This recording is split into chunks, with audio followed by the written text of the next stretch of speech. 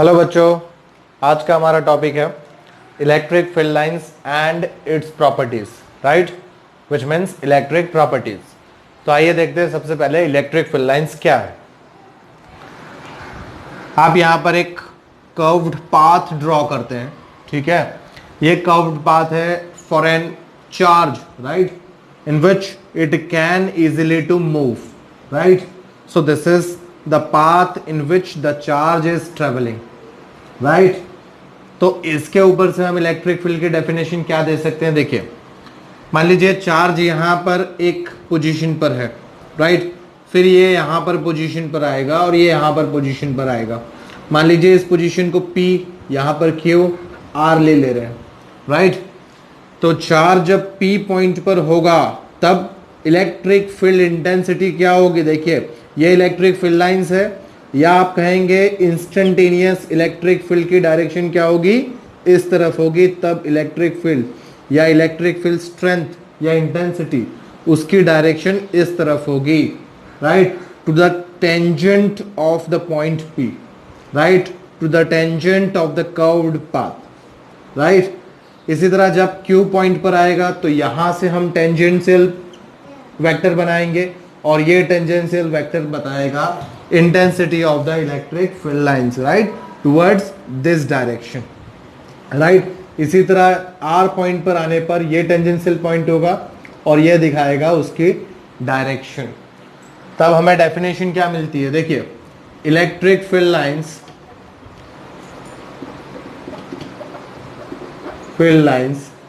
is a path straight or curved, right, curved, on which electron, or you can say charge, travel, right, charge travel from the tangent of the path we get direction of intensity of electric field or electric field line to that given point। देखिए, right, आप देख सकते हैं electric field lines क्या है। It is a curved path on which charge और you can say electron is travelling, right, from this path, right, from this curved path, from this path, if we plot a tangent from any point, that tangent represent the intensity or the direction of electric field line for that given point। Clear? So this is what the definition of electric field lines। Friends, remember one thing, electric field is a real quantity, but electric field lines is just an imaginary quantity which help us to understand the nature of electric field, right? So ये imaginary concept है जिसे हमें समझना है। इससे हमें electric field के nature को ज़्यादा डिटेल में हमें पता चलता है क्या है वो। चलिए, आइए इसे और ज़्यादा समझने के लिए हम इसकी प्रॉपर्टीज पर जाते हैं, right. Electric field lines, properties of electric field lines, right?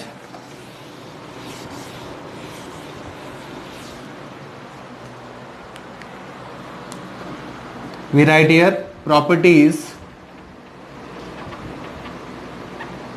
of electric field lines,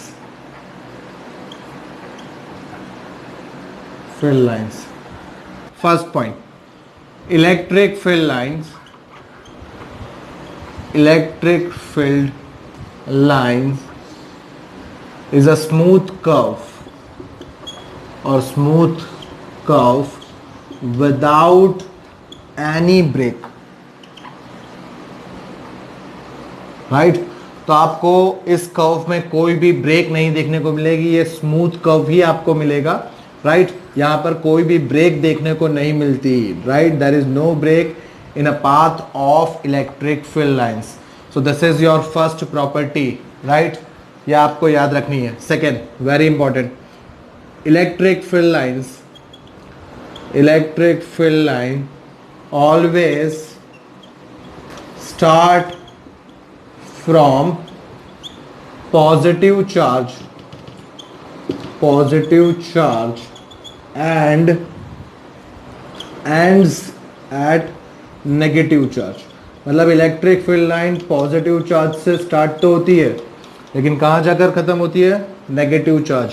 मतलब आप सीधे तौर पर कह सकते हो direction of electric field line is always from positive to negative. Right. Second और third point, electric field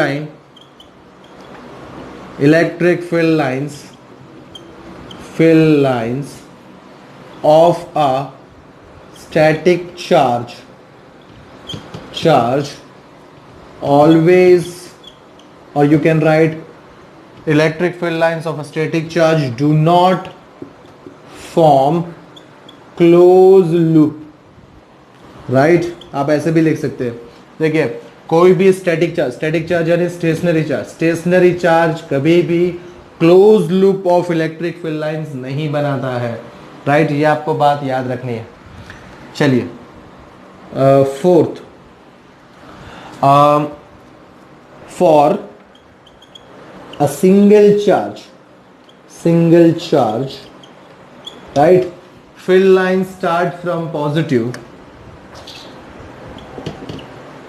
Fill lines start, you can start or ends at the infinity,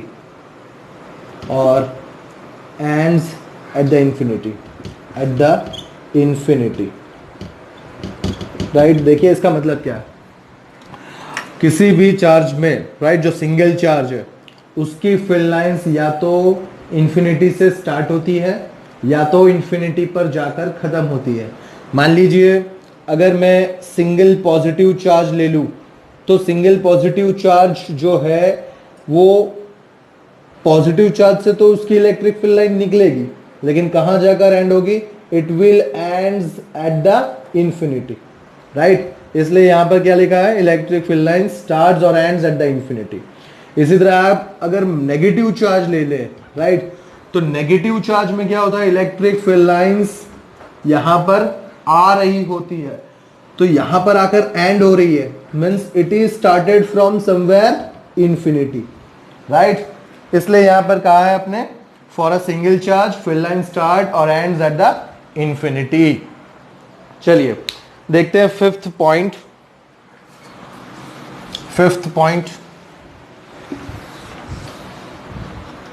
बहुत ही इंपॉर्टेंट है fifth point. Tangent of a electric fill line gives the intensity, or you can write direction of a electric field at that point. Right. देखा आपने, जैसे यहां पर हमने एक curve ले लिया, ठीक है, तो इस कर्व में इलेक्ट्रिक फील्ड लाइंस, ये पाथ है अपने लिए, राइट. तो किसी भी एक पॉइंट को मैंने ले लिया, suppose this point is P for me, तो at this P point tangent, if you plot a tangent, this is the tangent, तो this tangent is an electric field vector for point P and this indicates the direction of electric field for this particular point P. Right. So this is what your fifth point. Okay. Now sixth point.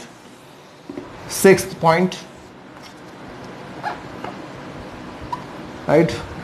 Sixth point is two electric field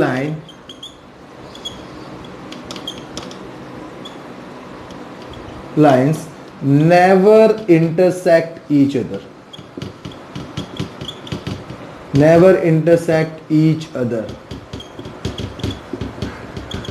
मतलब दो electric field lines कभी भी एक दूसरे को cross over नहीं करती है. चलिए क्या रीजन है, देखिए आप, एक सिंपल सी बात है. मान लीजिए ये एक इलेक्ट्रिक फील्ड लाइंस है, ठीक है, तो ये फील्ड लाइंस लाइन L1 है मेरे लिए, ठीक है, और यहां पर से हमने दूसरी लाइन बता रखी है, ठीक है, कुछ इस तरह से, ये दूसरी line, right, electric field lines की। अभी देखिए ये इलेक्ट्रिक फील्ड लाइंस दोनों इलेक्ट्रिक, ये इसका पाथ है इलेक्ट्रिक फील्ड लाइन का यहां से, और ये इलेक्ट्रिक फील्ड लाइन L1 के लिए ये यहां पर, इसे हम L2 ले लेते हैं, ठीक है, ये L2 है हमारे लिए। This is the point of intersection, let the point of intersection is P, right. तो मानिए कि अभी सिर्फ L1 है यहां पर, तो L1 पॉइंट हमें क्या देगा, इस डायरेक्शन का टेंजेंट देगा, ठीक है, ये टेंजेंट T1 है आपके लिए। इसी तरह L2 के लिए अगर मान लीजिए सिर्फ L2 है, तो पॉइंट P का टेंजेंट हमें किस तरफ मिलेगा, इस तरफ मिलेगा, दिस इज T2। तो आपको यहां पे क्या पता चल रहा है, देखिए, from the common point of intersection we get the two tangent, right, which means two direction of electric field for one point, which is not possible, right? So simply we can say that intersection of two field lines is not possible. So we can write an excuse that because from point of intersection we get two tangent, right, two tangent of field lines,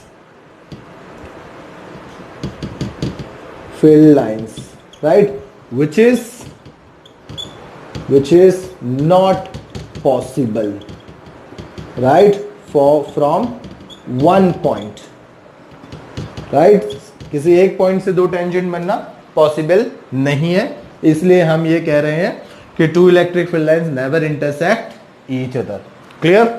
चलिए 7th point को देखते हैं। 7th point को इसे मैं रब कर दे रहा हूं यहां पर।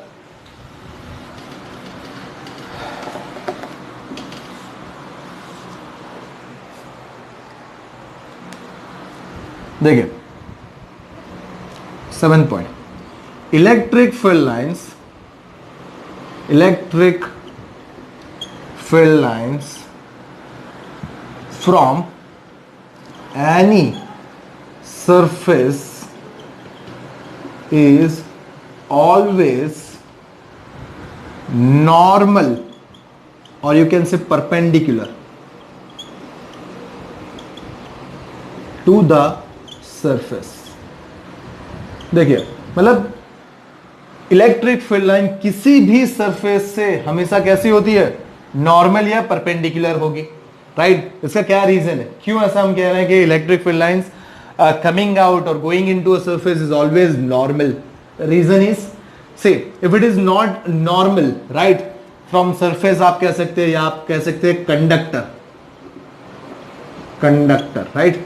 क्यों ऐसा होता है, देखिए मान लीजिए यहां पर कोई एक कंडक्टर है, ठीक है, और ये कंडक्टर की इलेक्ट्रिक फील्ड लाइन ये पॉजिटिवली चार्ज है, तो इसमें से निकलने वाली इलेक्ट्रिक फील्ड लाइन कुछ इस तरह से होगी, राइट, आउटर रेडियली आउटवर्ड, आपको पता है, राइट। तो ये नॉर्मल का केस है जो हमें ये यहां पे बता रहा है। लेकिन अगर हम ऐसे मानते हैं कि electric field line from a conductor, right, is not normal, is like this, something like this, right, तब क्या होगा, ये इलेक्ट्रिक फील्ड लाइंस का कंपोनेंट बनेगा, राइट, which is parallel to the surface, this is E cos theta, right. तो ये component क्या करेगा, ई कॉस थीटा क्या करेगा, ये चार्ज पर फोर्स लगाएगा, राइट। तो charge due to this parallel electric field, what happen, they are always about to move inside a surface, inside a conductor, right, which cause a current inside a conductor. जबकि real में ऐसा होता नहीं, conductor के अंदर हमेशा क्या होता है, कंडक्टर न्यूट्रल होता है, हमें उसे टच करने पे कोई करंट फील नहीं होता है, क्योंकि कोई भी parallel component of electric field नहीं होता है। इसलिए हम क्या कह रहे हैं, electric field lines from conductor is always normal, और normal means either it is coming out from the surface और going into the surface. Clear? चलिए नेक्स्ट पॉइंट,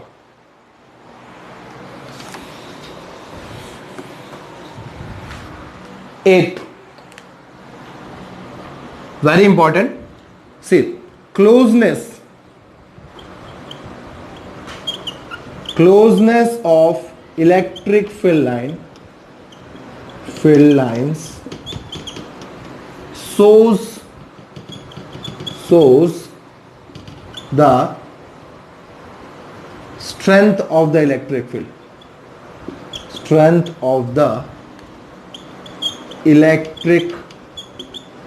field. देखिए क्या है इसका मतलब। मान लीजिए मैं यहां पर नॉन यूनिफॉर्म इलेक्ट्रिक फील्ड बना रहा हूं, non uniform electric field, right, ये नॉन यूनिफॉर्म इलेक्ट्रिक फील्ड है। तब क्या होगा, देखिए यहां पर क्या है, आपको ये रीजन में क्या दिख रहा है, electric field lines are closer to each other, so this is a strong region of electric field, strong region of electric field बोलेंगे, right. And the region where the electric field lines are apart from each other, देखिए ये जो reason है यहां पर क्या, electric field lines एक दूसरे से दूर दूर है, तो ये रीजन कैसा है, ये weak region of electric field है, region of electric field, right. ये weak region of electric field है और यहां पर strong region of electric field है, राइट, विच मीन्स, इसलिए हम क्या कह रहे हैं, closeness of electric field line shows the strength of the electric field. If they are more closer, then region is more strong. If they are apart from each other, then it is weak electric field. Clear? चलिए इसी तरह यहां पर देखिए, if field lines are equidistant and parallel to each other, see these field lines are equidistant and parallel to each other, then it is uniform electric field. It is uniform electric field. Clear, तब क्या कहेंगे, ऐसे uniform electric field कहेंगे। तो ये हुई हमारी properties of electric field lines, right.